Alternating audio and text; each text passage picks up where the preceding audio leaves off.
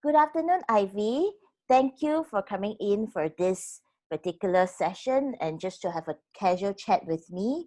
And for everyone that do not know who is Ivy, Ivy is an international award-winning jewelry designer. And first of all, to welcome Miss Ivy Teong, perhaps you'd like to introduce yourself and what you do. Hi everyone, my name is Ivy. First and foremost, I would like to thank Andrea for the invitation and opportunity for this sharing session. As mentioned by Andrea, I'm a jewelry designer. I provide jewelry designer services and I'm specializing in custom-made jewelries actually. But to add on, recently I've just started to offer a range of ready-made affordable pearl series, which I launched during MCO period. And I would like to say that that actually gave me a result of achieving the highest number of transactions in 1 month throughout my 4.5 years in business. Wow. And within 4.5 years, you were multiple award winning. Perhaps you want to Yes, share a little bit on that note. actually, it's all happened in 2019. Mhm. The first competition that I joined was organized by the world largest prestige competition from Italy. And why I suddenly think of joining the competition was because in 2018 itself, I was a bit lost in my business directions and things like that. Things that doesn't work well, and I felt like normal business people think, worry, and try to figure out and find solution, things like that. So instead of like worrying and all this thing, I thought, just I have time, and why not I join a competition. That's the instant thing that I made it, and I said, don't think so much, just register and try on.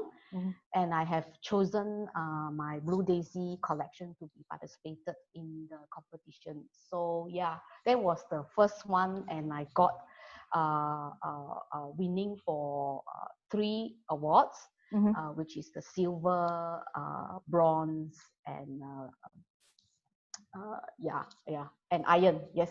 Wow, big So congratulations. thank you so much. It was an eye-opening experience, because never in my life that I actually get recognized of my award, of my achievement and my design on a global stage to represent my country. So there was an amazing experience. That's nice. What's some of the Yeah. biggest lesson that you gain from this experience? Dare to try. So, and always, because for designer itself, we always look for perfection, and we always feel like we are still insufficient, inadequate. Okay. So to me, it's like, believe in yourself. You must be good in something that you didn't see it, you didn't realize it, and don't judge yourself too much. If you are comfortable, you participate in a competition, let other people judge you. It's okay. I mean, whether you win anything or not at the end of the day, but throughout the participation process, I learned a lot, because it has pushes me to another level that I would never imagine of, and another level that I probably do not know how to motivate and push myself to do it.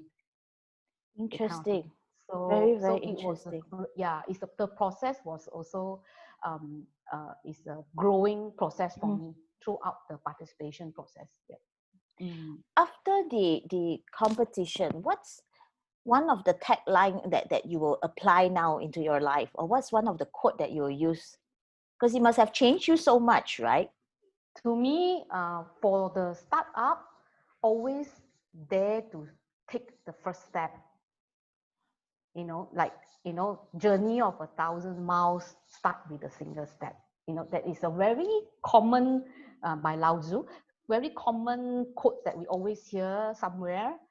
But once we understand what it means, is if you never take the first step, you never know where it leads you to. So yeah, always dare to dream, dare to try. Yeah. What makes you take your first step then?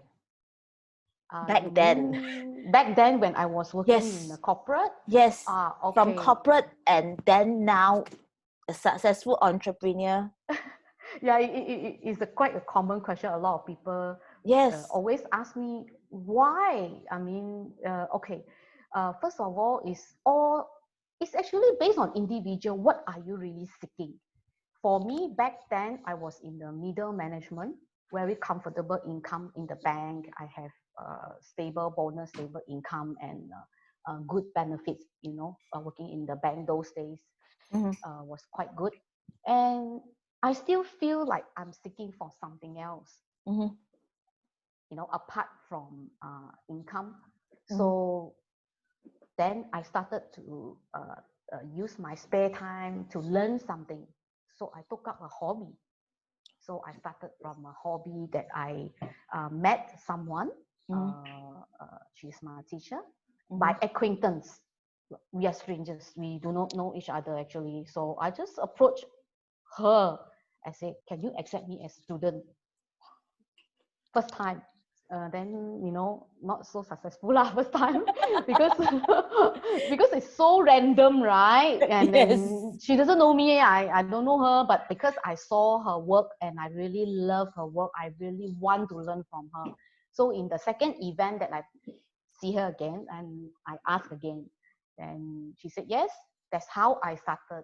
So yeah, I'm very thankful. I think in life you need to have a teacher, mentor, coaches, or friends, family that you are comfortable to learn from or to talk to go with you on this journey, because you cannot fight this alone.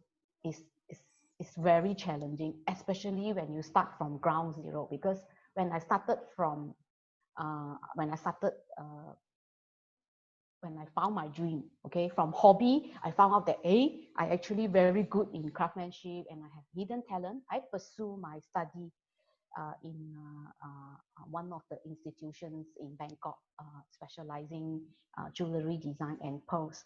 So why I make that step is like, I'm serious and I want to be good at it.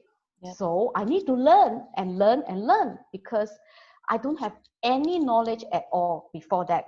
Mm-hmm. I don't know how, what is what, so it's okay. So it take me a bit time to learn and capture the skill, but yeah, I never regretted it. I'm glad. So that's how it bring me this far. But until today, I am still learning. I'm taking online courses, webinar, and things like that, because to me, if you build a very good foundation, it will bring you further. Yeah. On the note of learning, perhaps you could recommend one of your favorite books to all of us here, that that you liked it and you learned a lot from it. What would that book be? Okay. Apart from books related to my jewelry fields, I also read books that is for personal development.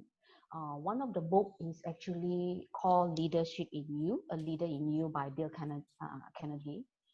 And the very good point that I have read, and and uh, uh, that until now I still remember. It's actually quite an old book, but Yep. I still keep it.